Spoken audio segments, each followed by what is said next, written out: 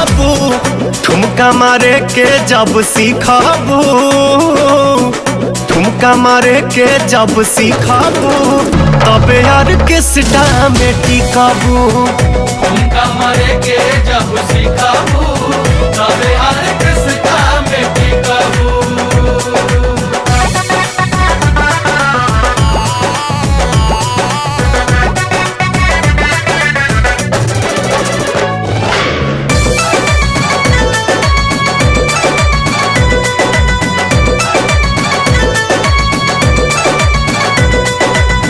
कहता नि साच भले लागी तोहरा आँच हो, हमनी के चाही देहात वाला नाच हो।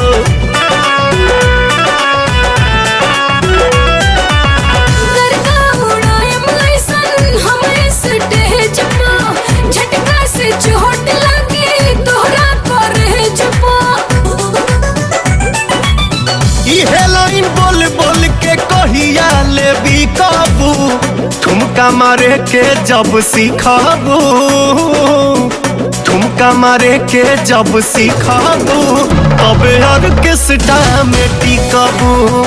ठुमका मारे के जब सीखबू, तबे ऑर्केस्ट्रा में टिकबू।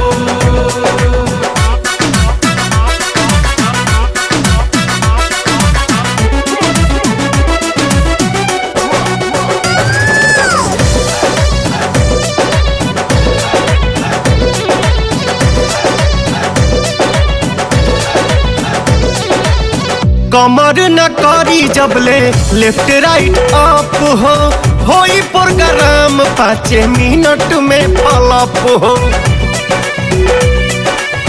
ठुमका के पीछे काहे बड़ा तू पड़ल, हमरा अदा से सारा लगवा बतौरल।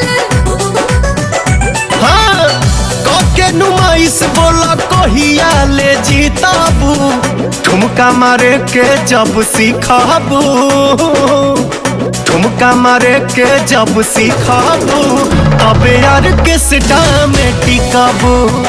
ठुमका मारे के जब सीखबू, तबे